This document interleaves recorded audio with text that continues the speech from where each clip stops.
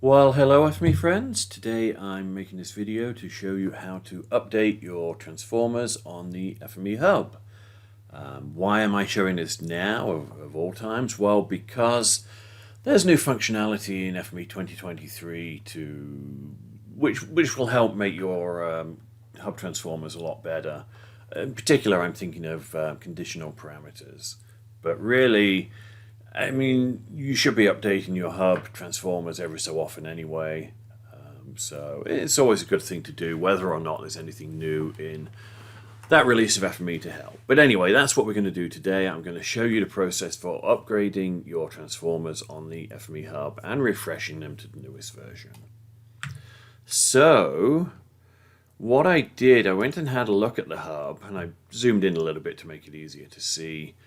I went and looked at the hub for all of the transformers that I was responsible for, and there's quite a lot of them there. And I had a look at which ones needed an update. I think, this one needed an update because if you look at the notes, well, the parameters say FME server parameters, FME server, blah, blah, blah. So obviously that's something I'm going to have to change to flow instead of servo. But really that's not something you need to see me do. So what I'm going to do is, well, I looked at all of these different transformers. So I've got Google Open Buildings, the Relative Date Calculator, and the Geometry Counter. And I looked up these and I found these ones and picked these three in particular because they all have parameters that depend on another parameter. So for example, down here in the notes, it says split composites and explode instances parameters are tied to the deaggregate option. If deaggregate is set to no, then those parameters have no effect on the output. In other words, you've got two parameters there that are tied to another one, and if that first one's not set to the right thing, then those two are irrelevant. So in that case, I may as well hide them, and that's something I can do in FME 2023. So which one are we going to look at today? Well, actually, I'm going to look at the relative date calculator and fix that because it's the oldest one, basically. July 2018. It's coming up to 5 years old now. And I mean, it still works, I know, because I did try it. But even so, I would like to make sure it's up to date every 5 years or so. I mean, it really needs to be updated. I would do it every 3 years because I think 3 years is the lifespan of an FME version these days. So really we should keep everything up to date for the last 3 versions just for the sake of it. But anyway, it doesn't really matter too much. It's old. It could be improved. It can be updated. So let's do that. First thing I need to do is log in. Second thing I need to do is download that transformer. You can see I downloaded it once already. So it's there. But I didn't try. Let's go for FME 2023. FME folder. Documents FME, transformers. I'm going to paste it in there. So if I start FME and have a look for it, what was it called? A relative date calculator. It's already installed on my system.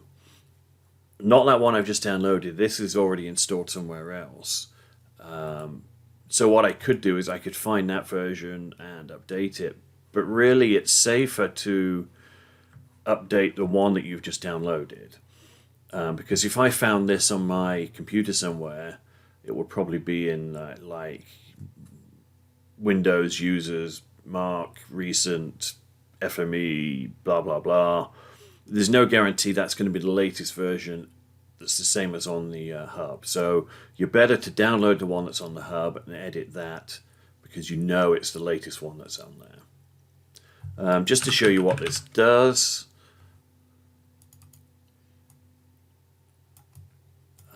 it gives you the option to pick a relative date. Hang on, let me just zoom in again a bit just so you can see what this is doing. So I can say, well, tell me today's date, tomorrow's date, yesterday's date. So If today is the 12th of June, tomorrow should be the 13th. And there we go, date tomorrow, June 13th. Perfect.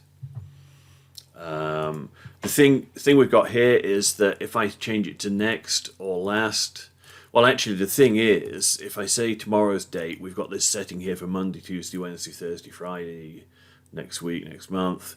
Well, that doesn't really apply because we're picking tomorrow's date. So this is one of the things where I can say, well, let's not show that, because if we're setting for tomorrow's date, we don't need to see that, so I can hide it. So that's one of the updates I want to make in there.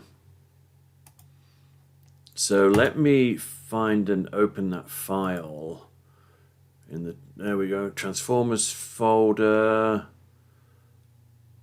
That's interesting. Let's see, what did we call it? I can't remember. Relative date calculator. There we go. So we can start making some changes on here. And the first thing, well, I know it works right now, so that's all good. I know this thing works, so I don't have to try and debug anything. I can just assume that me 5 years ago knew what I was doing, and this is in a good structure, and it's well made, and it should just work. So what I can do is I can go into the navigator window, and this is the first thing I'd normally do, and upgrade all of the transformers. So wow, 32 transformers to upgrade. Okay, well, let's have a look and work through our way through those, see what they do. I mean, if it's working already, technically you don't need to do this, but usually you'll find there's a bit of a performance improvement. So let's look at, say, the attribute copier. Let's see what's new in that. If we choose the upgrade option, well, I can see the obvious one is if attribute is missing, so that's an obvious new parameter in there. Is that the only change? Yeah. Yeah, I mean, that probably would be useful to fail if the input was missing, but I don't think that should apply to us. So really, I can just update that, and it wouldn't be an issue. So what are we doing there? Again, I can update that. It's not going to be an issue. Really, what I'm looking for here is cases where the transformer has updates that might possibly affect how I was processing the data already. And I think if any of them are going to do that, it's the datetime calculator and the datetime converter. Let's see, the attribute creator. What's new in there? What's new is add support for attribute type setting. Okay, yes, we've got the type field. And it's defaulting to var 200, so that's fine. Which is what you'd expect. It's not going to like default to an integer or something like that because we don't know what it is. So we're going to sort of default to varchar 200, which is what it would have been set to in this version here. So I can just click OK. There's no worries. Nothing's going to change there that's going to be a problem for me. So I can just go through and update all of these. And I know people have asked, can we do an upgrade function that works on all of them? I think this is a perfect example why we need to have that, and it's something I'm pushing for. And it is something I think is coming very soon. So hopefully before too long we'll have the ability to update all of these in one go. Because, I mean, they're all starting with the same version 9, they're all going to the same version 10, they've all got the same minor difference in there that doesn't affect them. So really there's no reason why I shouldn't be able to upgrade all of these at the same time. So yeah, we should get onto that and do that. Bulk attribute remover, let's look at that. Okay, so what the bulk attribute remover does, just incidentally, is whenever I create temporary attributes inside this transformer, I give them the name underscore RTC underscore and then a name. And the RTC bit refers to the RTC? Yeah, that's interesting. Maybe it was relative time calculator first, but normally I do underscore and then the camel case value, so RDC I would think, but RTC for some reason. underscore and create my temporary attributes with that. And what that does, it means I can get rid of them right at the end with the bulk attribute remover. And you could say, well, yeah, sure, but you can do the same thing in here. Yeah, I can. I can decide what to keep and what to get rid of, but I have to select them individually. It's a lot easier to just put that in there, a bulk attribute remover, and then anytime I create a temporary attribute, I don't even need to worry about it. I know it's going to get removed before it goes into the output. I don't have to come and manually edit this as well. Anyway, that's not the point. The point is really that I'm upgrading this transformer. What's new in here? Do not rename FME attributes that are required for downstream processing. FME type dataset. Okay, so it's not going to let me remove FME underscore parameters that it needs later on. So that's an interesting change, but it totally doesn't affect us. I'm going to jump to the test filter again because I think the other two are the ones more likely to be an issue. Upgrade the test filter. We're upgrading from version 1 to version 2. Version 1, version 2. I can see a couple of parameters in here that are obviously new. Bulk mode support, well that's good, that makes it faster. Added preserve feature order option. When set to per output for. Okay, so I don't need to worry about that. I think various reasons. One is that I don't think I'm worrying about the order of features, and two is I believe is there only ever one feature coming through? No, I guess it could be multiple features coming through, so that's fair enough. Add test output parameter to allow output in from all. Okay, so that is this setting here, which is new and which is fantastic, but it should default to the old value, and that way nothing's going to change if I upgrade this transformer. So that's all good. And the same thing there is keeping the feature order across output ports, which might be a little bit slower than it could be if I said per output port, but this way I know things aren't going to change. I don't have to search through the structure of that transformer to find out what it's doing and why, and does this matter. So I can just leave that as the old setting, click OK, and it's updated. And now again I can do the same upgrade option on all of those because they're all doing the same thing. They've all got the same upgrades, so I can just go and click OK and it's all good.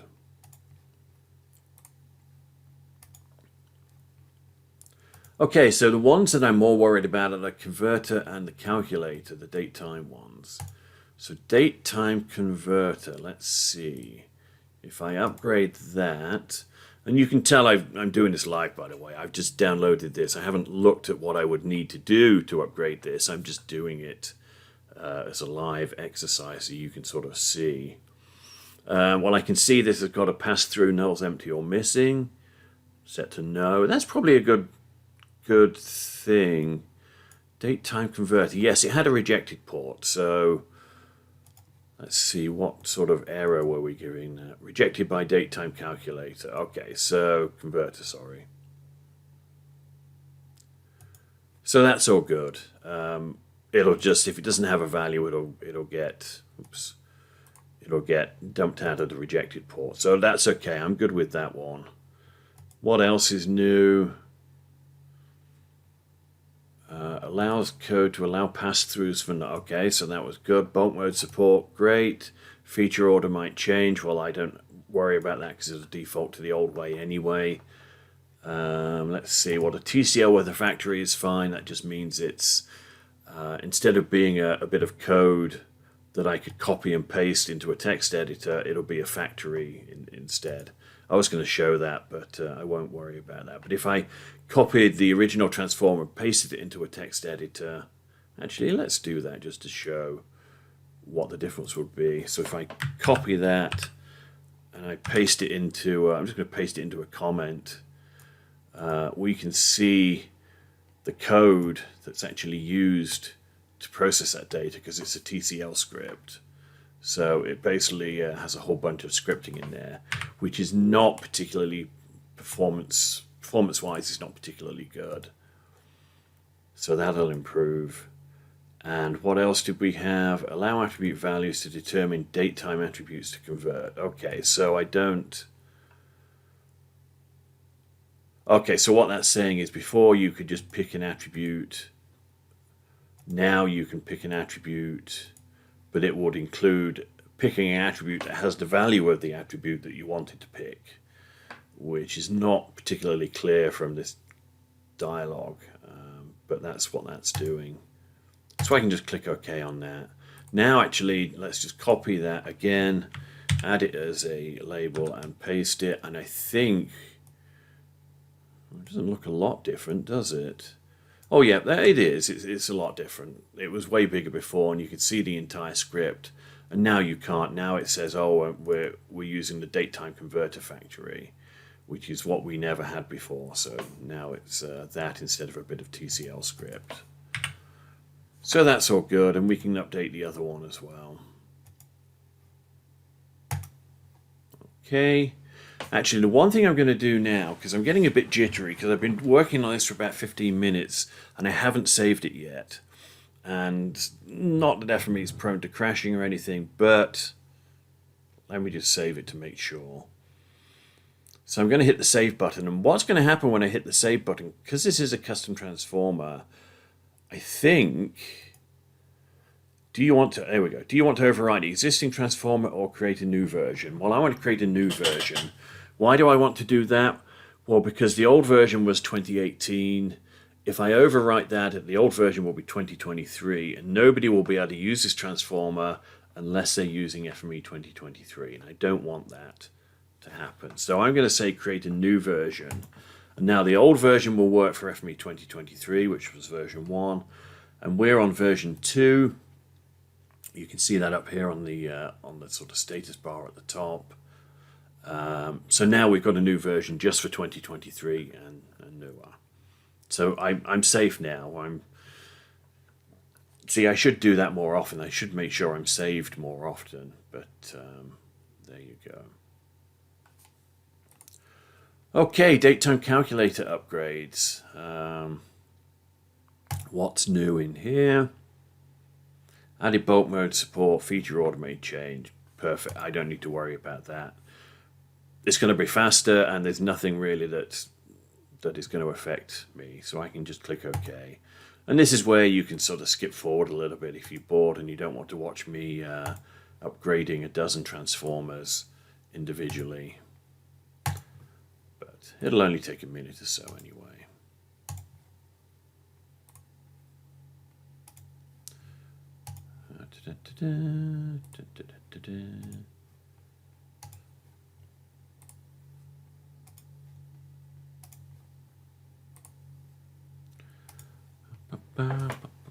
It's time to take a drink.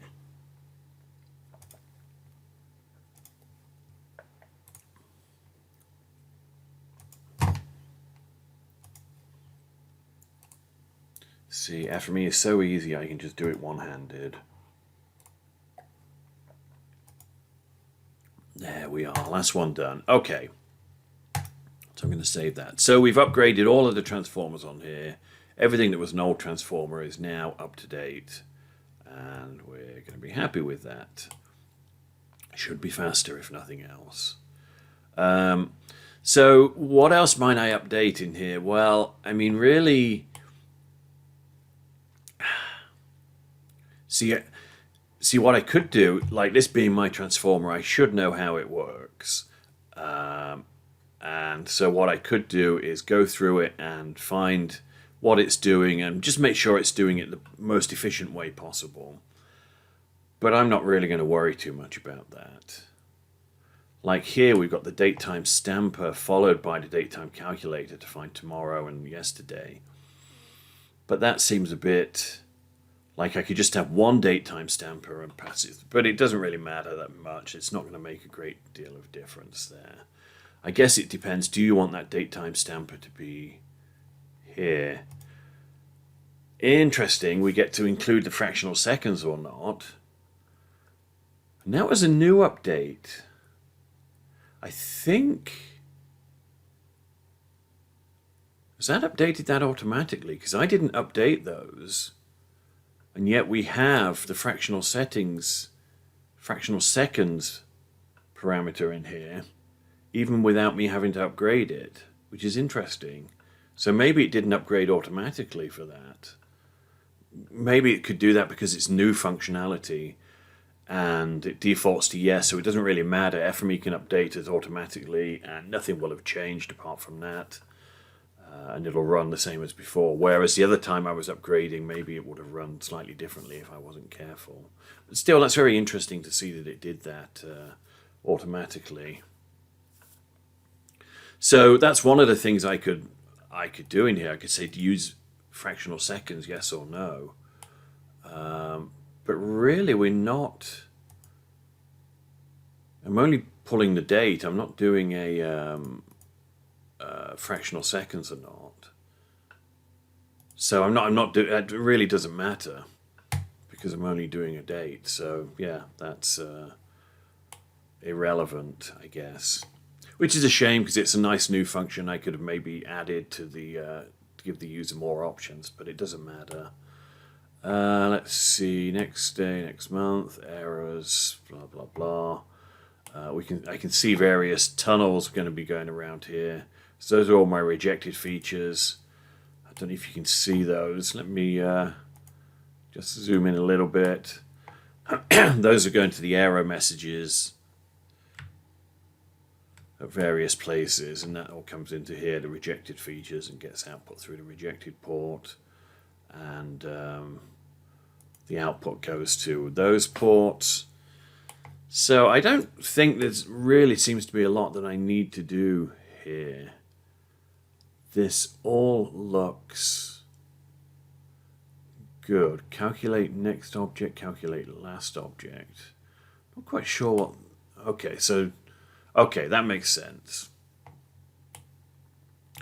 Well, let's have a look then at the parameters, which is really what we wanted to do. This is the big reason to do this, because some of these parameters, like this one, we don't actually need unless the calculation is a certain value. So what we can do here is, let's look at that. Okay, so it's plus 0. Okay, so we've got the display, we've got the value. So if it's next or last, then we need to worry about this, otherwise we don't. So we can make this conditional. And we can say if relative date calculation, which is the parameter before, is okay, that's interesting, because if I say if it's next, what I wanted to do is say if it's next, then show as enabled, otherwise show as disabled, which is fine. Like, we don't need to see that unless it's next, but we also need to see it when it's last. And we don't seem to be able to do an OR function on here. And there's no else if. That makes that interesting, because how am I going to show that parameter if it's next or last?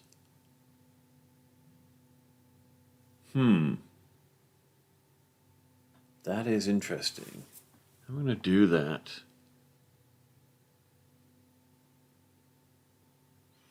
I think what I might have to do then is create a second parameter with the same values that's got a different name. And use that. Let's try that one. So we've got this set up. If I right click and say copy and paste, so this should be for last, not next, but it should be the same value and choices. Well, let me, okay, so we can change the prompt and say that's going to be for the next. This one is going to be for the last. Relative day of week 2. So I'm going to call it relative day of week last. And that can be relative day of week next. relative date to day of week. So if I preview that, if it's next, then that one comes alive. If it's last, then that one comes alive. I should probably make it hide them rather than enable disabled. It should be enabled hide. And that way you're not seeing both of them at once. You're only seeing, well, you're not seeing either of them. So it's only when that becomes next that you see the new parameter for Monday, Tuesday, Wednesday, whatever. And last it comes up with a different parameter. So that's the last one. That's the next one. Okay. So that works. But I still need to do something in the workspace to handle that, especially since I've renamed those parameters. So let's have a look. Actually, one other thing I can do is I can make these required. And they weren't required before because if you didn't select next or last, say you today, tomorrow, or yesterday, you didn't need it. So I couldn't make them required because you'd be picking something you didn't need. But now I can make them required because they won't even be active if they've not met that previous condition down here. And if they're not active, then I don't think you can be forced to enter a value for something that's not active. So I can make those required so that when they are active, you do need to set it, but when it's not active, then you don't. So that's good. So we've got relative date, day of week, next and last.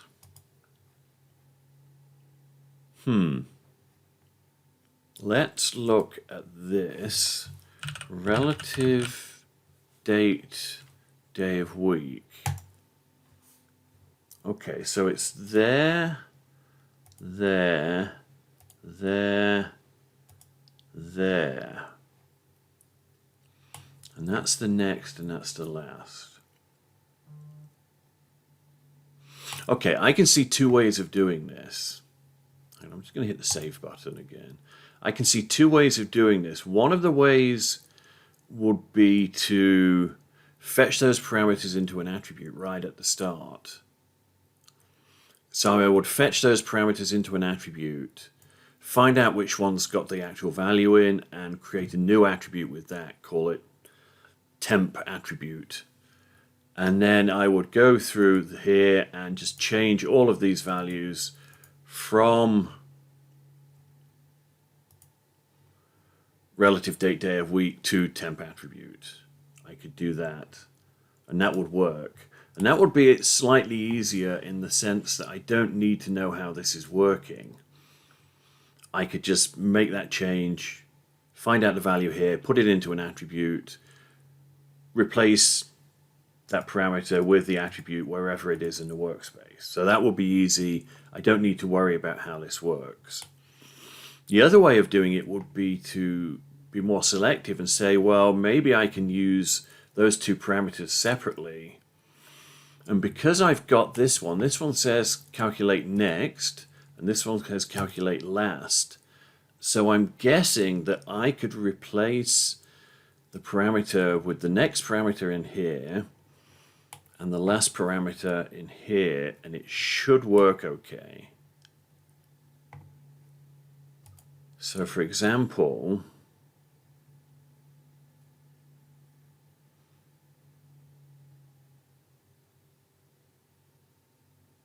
okay, I'm going to have to be careful with this one. So I'm going to change that from relative date, day of week next to relative date. Oh no, it's changed it automatically. Oh, fantastic. Okay, that was the rename, so that would have been renamed automatically. It's already got the next in there. So when that's why it hasn't turned red. I was thinking, shouldn't that have turned red? But no, because it's when I renamed that parameter in here and called it added next on the end, it automatically went through the workspace and replaced the instances of that with the new parameter name. So that should apply here as well. Was it there? Was it? No, it was here, wasn't it? Relative date, day of week, next. Next being the important part. Stop selecting. There we go. So that's good. What I did notice though is that it will spit an error out. But that doesn't matter if I'm... Right, yes, it won't go... What I was thinking, well, what would happen if it was last rather than next? Then it would spit an error out on the next one, but it won't, because it won't even get that far unless it came through the next in here. So that's good. So what I've got to do is come into here and change this from next to last.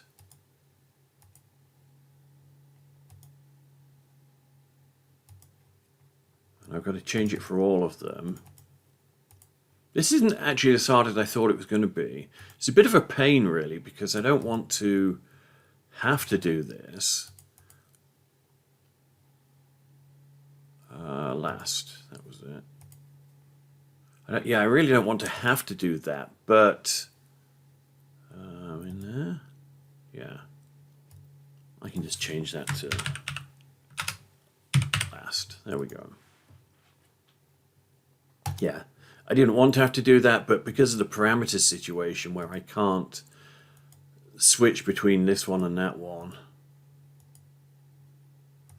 on two different conditions, I can't turn that on and off with two different conditions, so I had to create two different parameters. Maybe that's something that we'll look at and improve on in future FMEs. I certainly hope so. Parallel process by, I can make that conditional, I think.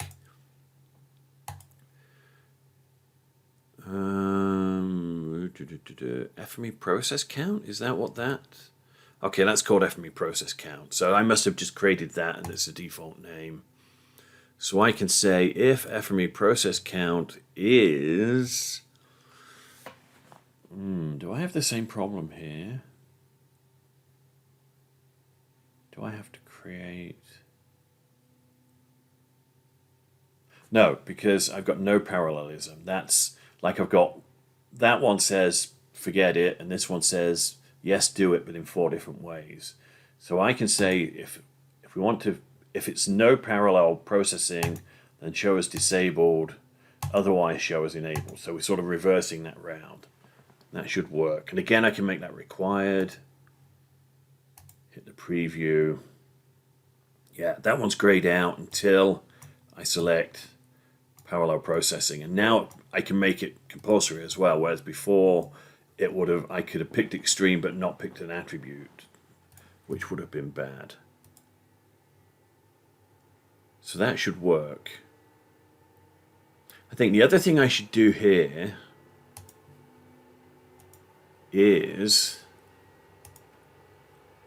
I should put boxes around here to make it just a bit more stylish. I mean, I've done what I can in terms of conditional values, but what I can do is put boxes around it to separate these into groups. Like I can put a box here and say parallel processing group goes into there. Why won't that go in there? Huh.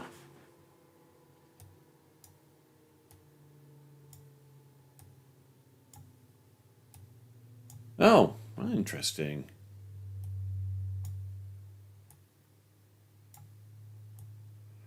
So I'm putting something in boxes. The conditional one has to go first? Really? Seems odd, but I'll query that with the developers. It does seem weird that I can't put them in the other order. Okay, that's beside the point. I've made that a parameter group. We'll call it parallel processing box. Like that. I'm going to make that checkable because this is one of the things you don't want to be doing all of the time. So I'm going to make it checkable, and I'm going to change the prompt, parallel processing parameters, PPP. What I can say is parallel processing conditional visibility. If the parallel processing box is checked, then show it as enabled, else show it as disabled. Could I hide that? Huh, I didn't hide that.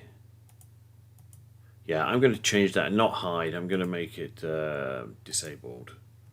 That's better. So they're there. I can see they're there. But until I click the button to turn them on, they don't apply. Huh. Why is that asking me for a value? Oh, I lost my conditional. Huh.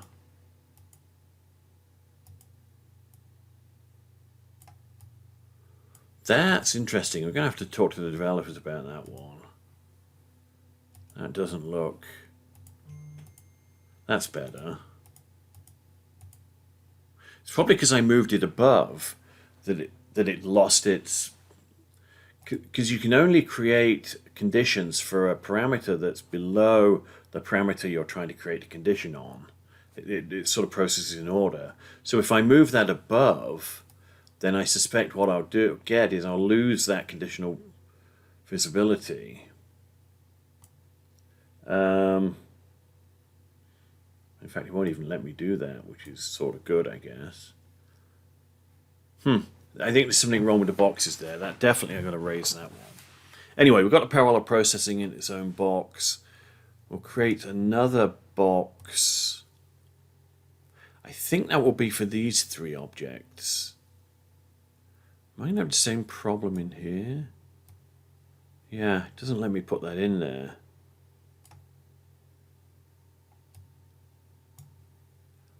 So I'm going to have to put that in first. That one, yep, and then that one. So those are going to lose their conditional values, but no, that one didn't. It kept it. So did that. Well, that's weird. I don't know. We're going to call this calculations box, calculation parameters. That can be a plain one. We don't need to collapse it or checkable because these are the main parameters in there. So we're always going to want to use those. The reason I made parallel processing a checkbox is because you don't always use it. So that's why I made it hidden and checkable. But these you're always going to use in this transformer, so we're going to have to keep them there. And then we'll put another box in for time zones.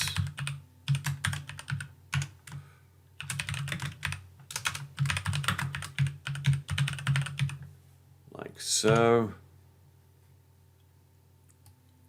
And that one is going to be a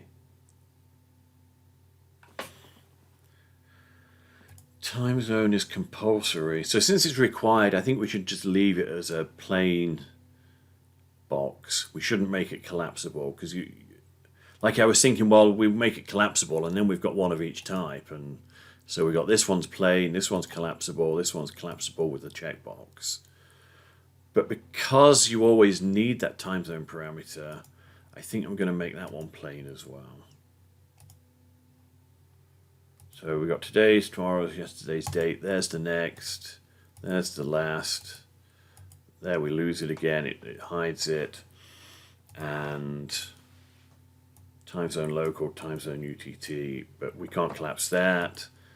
Parallel processing, we can turn it on. Then we force to set a value. But if I turn it off, then yeah, there we go. So I'm going to set that up and hit save as defaults because they're probably the defaults I'd want. I think that's all of the boxes I really need. We've got 3 different parameter boxes there.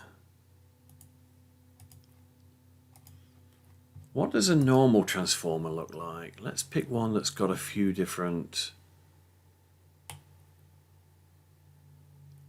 Let's try the datetime calculator. Transformer name mode, general, output attribute. Okay, so I think we're doing okay. The style is pretty much the same thing as you would get in a regular transformer. And we're making use of the custom conditional parameters, I beg your pardon. So we've got conditional parameters taken care of. We've upgraded all the transformers. I've looked through to see if anything else is really sort of representative or is not a great layout and could be improved. I mean, you'll see all of the rejected features coming in.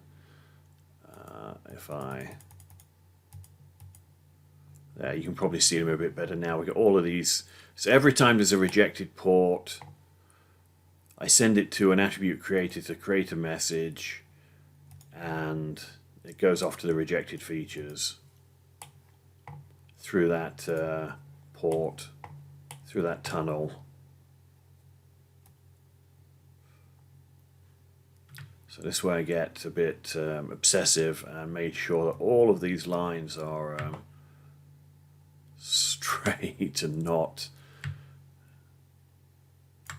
Yeah. See, I get obsessive about this and how it... I can line things up like that. What I maybe should do is I should come down here and put a little comment on here that says something like test the next parameter for a value, and then I can put the date on here, so that's June 2022.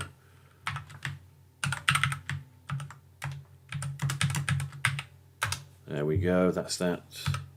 And now I can copy and paste that and bring it down here and connect it to that transformer and just change it to last.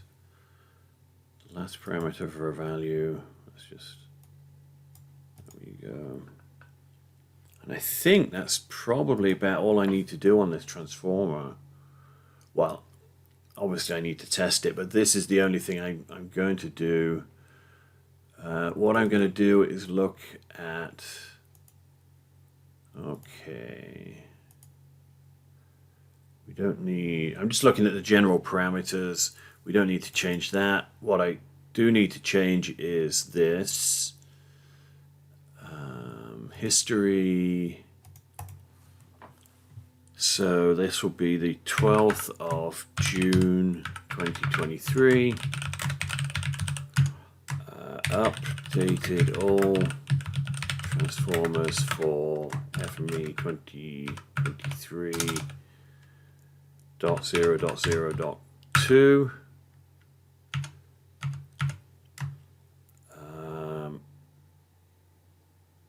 Let's see.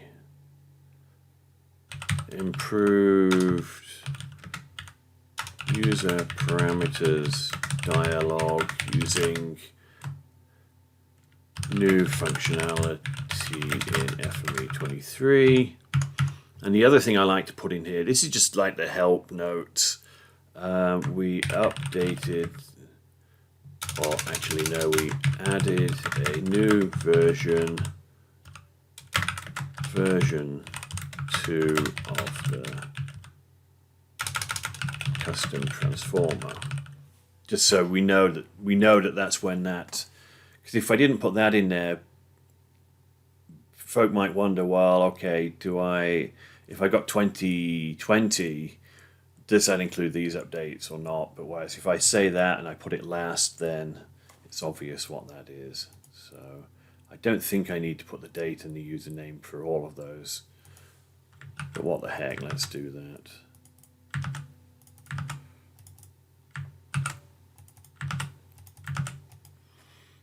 Last save build 2023.002. blah. Version 2, calculated values there. That looks good.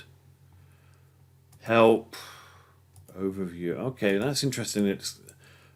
I think I've changed since here, and most of my documentation is in the overview rather than help window. But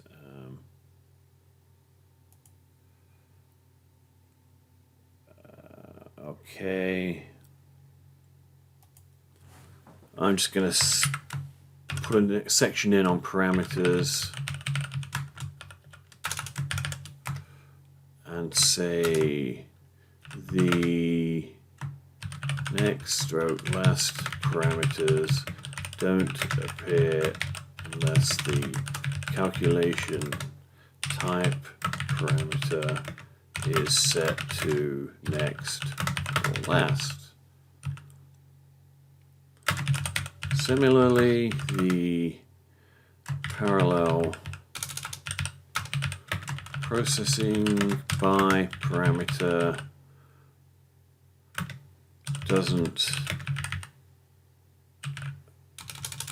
isn't enabled because it's not appearing. That one's enabled, not hidden.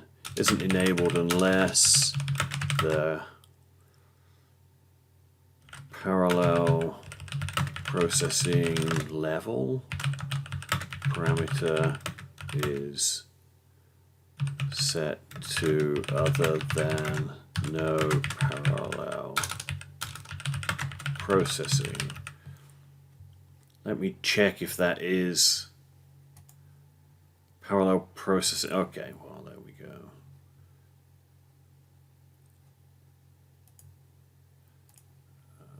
Set to no parallelism. Okay. So I need to change that. Is set to no parallelism. Okay, I think that's pretty much done.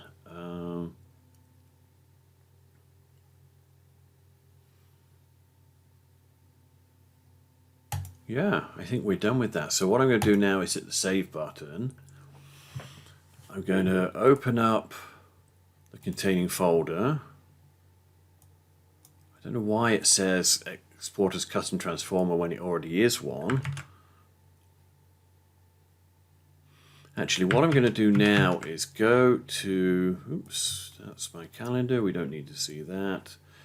I'm going to hit the download test button so we get the download test workspace, because I want to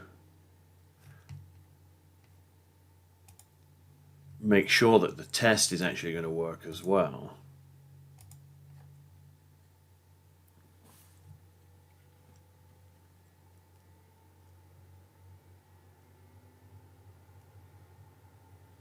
So, oops, that got downloaded to there.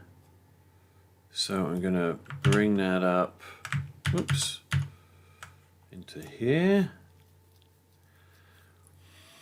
What I wanted to do is just make sure this has got a decent test on it. Get today's date. Value today, date formatter. Oh, that's interesting. That's an old one, but it should check out.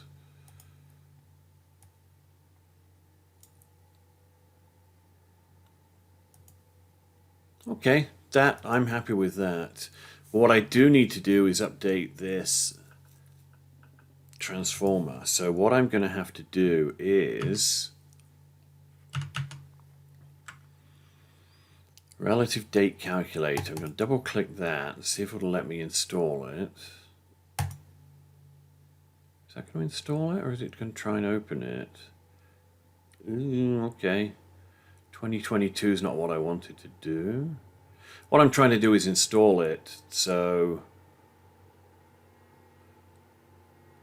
okay, I'm going to cancel that. I thought it would install. Right click. Okay, there we go. Install with Workbench 2023. Okay, so we're going to install that.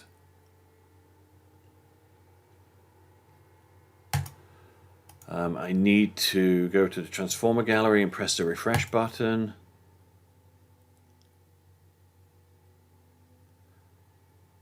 So now this should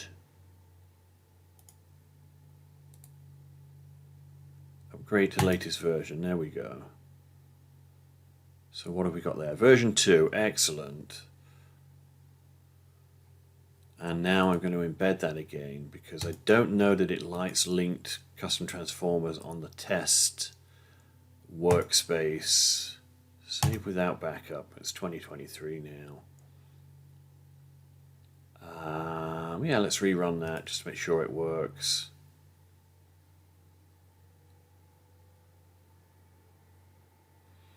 Seems to work fine. So let's go to here and I'm going to hit the edit button. Okay, what we got here? We don't want the downloads file. What's that one? Transformers. Relative date count. Actually, I should probably close it. I don't think it matters if I've saved it, but you know, sometimes you worry about things. Relative date calculator updated, and now is that the workspaces folder? No, that's a transformers folder. That's transformers. We don't need that. That one's transformers. That one's transformers. Okay, let's find the documents, FME works. Is that where I put? Okay, now I should have made a note where I put this. Oh, it's in the downloads folder. Okay, open containing folder. There's my test workspace. Push it to there. It should run. Hope it's going to run. See, the only problem that might happen here is if this works, if the hub hasn't been updated to 2023, which I suspect might be the case.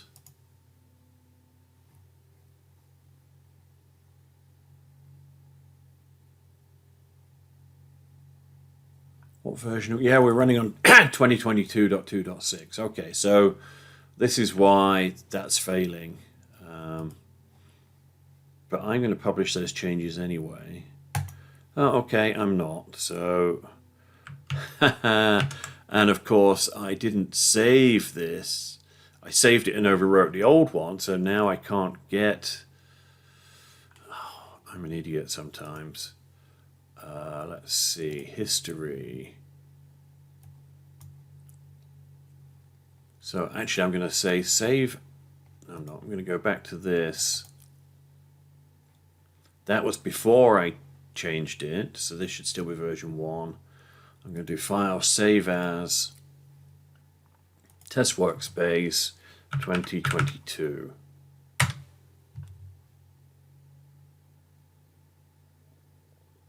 Is that going to work? Yeah, we'll see.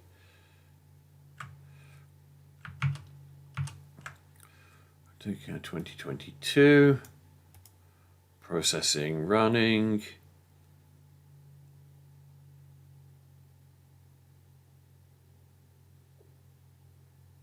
Yeah. Success.